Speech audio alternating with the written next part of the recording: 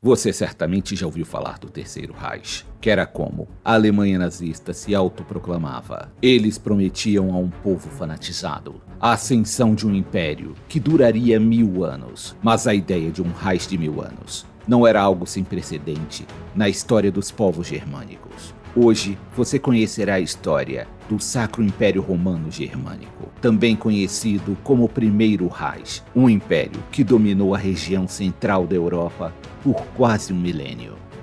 O Império Romano foi a maior potência europeia da Antiguidade Clássica. Seu território abrangia cerca de 46 países atuais, se estendendo através dos continentes europeu, africano e asiático. Mas como todo grande império, um dia ele teve seu fim, deixando um perigoso vácuo de poder e abrindo caminho para o surgimento de novas potências. Com o declínio do poder romano na Gália durante o século V, as tribos germânicas locais assumiram o controle de diversos territórios. A tribo dos Merovingios, liderada por Clovis I, consolidou seu poder e domínio sobre as tribos menores. Clovis I unificou as tribos francas e tornou-se o primeiro rei dos francos.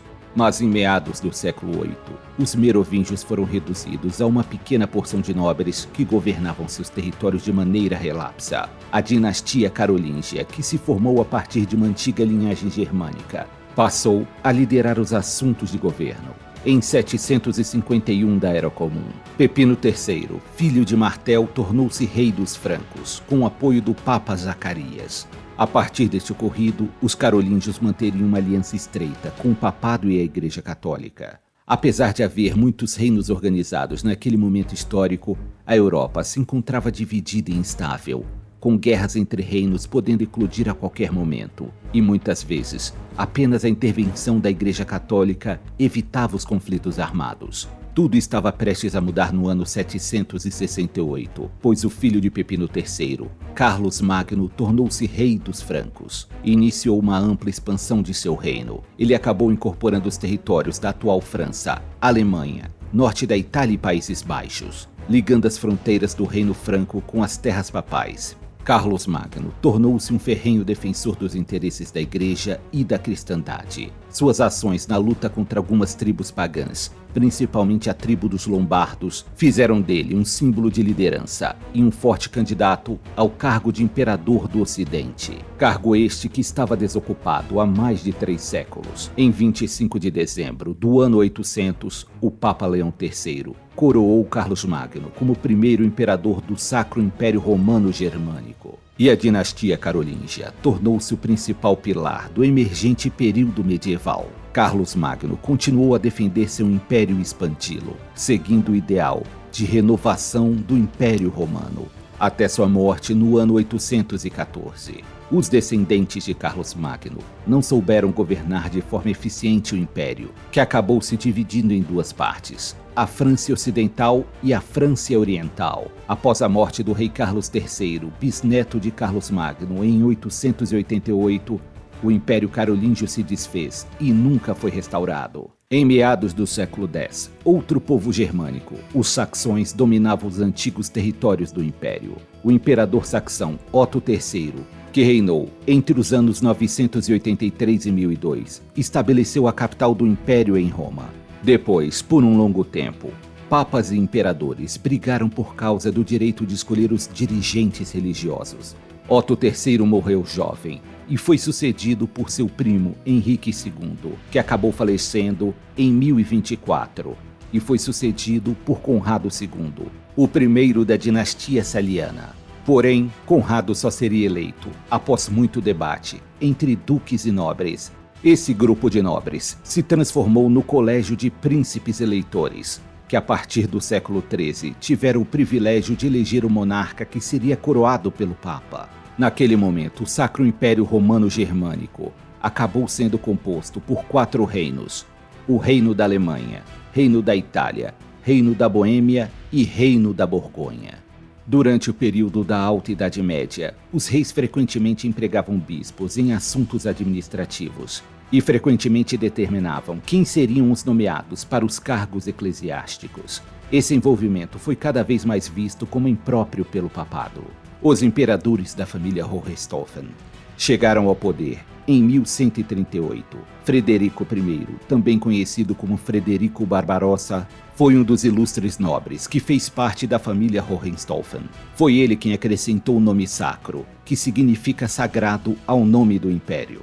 Isso porque ele queria que o respeitassem tanto quanto ao Papa. Frederico morreu em 1190 e não muito tempo depois, o império perdeu parte de sua importância. Durante o período conhecido como a Baixa Idade Média, as dificuldades de eleger o imperador eventualmente levavam ao surgimento de um colégio fixo de príncipes eleitores, cuja composição e procedimentos foram estabelecidos em um decreto chamado de A Bula Dourada, de 1356. Esta bula permaneceria válida até 1806. O imperador agora seria eleito pela maioria da nobreza, e não pelo consentimento de todos os 7 eleitores. O título de eleitor se tornou hereditário, e eles tiveram o direito de cunhar moedas e exercer jurisdição. No decorrer do século XIII, uma mudança estrutural na formação de como a terra era administrada levou à mudança do poder político. O poder passou a migrar dos antigos aristocratas feudais para a burguesia em ascensão. O amplo desenvolvimento das cidades e o surgimento de uma nova classe burguesa alterou a ordem social, legal e econômica do feudalismo. Já havia muitas gerações que o Sacro Império Romano Germânico não tinha um imperador forte, mas ainda assim o império continuou a florescer, embora a autoridade imperial tenha diminuído durante o final da Idade Média. Cidades, guildas e burgueses cooperavam para melhorar sua posição.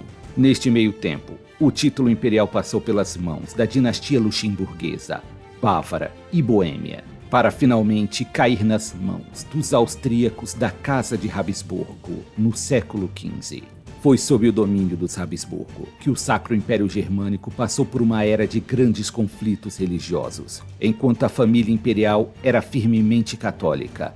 No norte do império, a reforma protestante ganhava cada vez mais força no início do século XVI, que foi quando Martinho Lutero rompeu oficialmente com o Papa e fragmentou o cristianismo ocidental.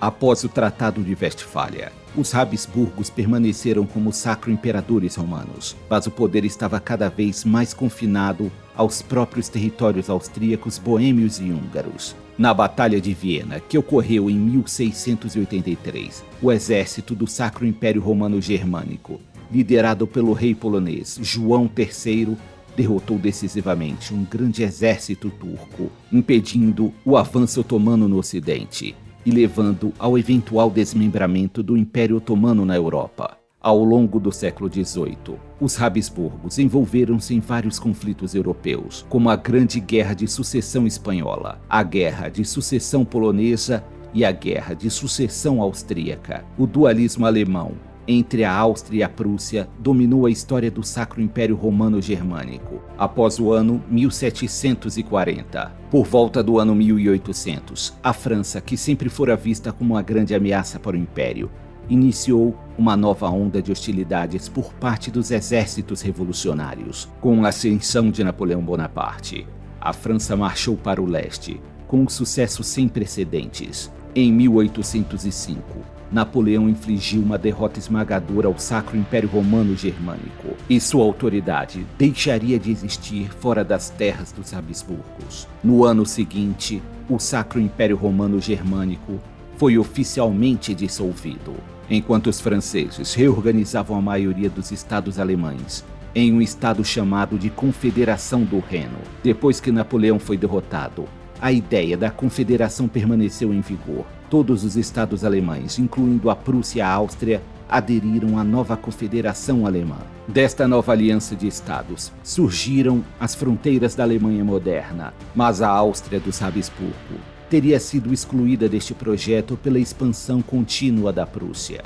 Em Viena, os Habsburgo agarraram-se ao poder como imperadores da Áustria e Hungria, até que os eventos da Primeira Guerra Mundial tornassem o título imperial obsoleto. A milenária história do Sacro Império Romano Germânico é repleta de feitos grandiosos e períodos conturbados. Sua existência foi de grande importância para a história europeia, ajudando a moldar os laços entre muitos países e estabelecer padrões políticos que perduraram até os dias atuais.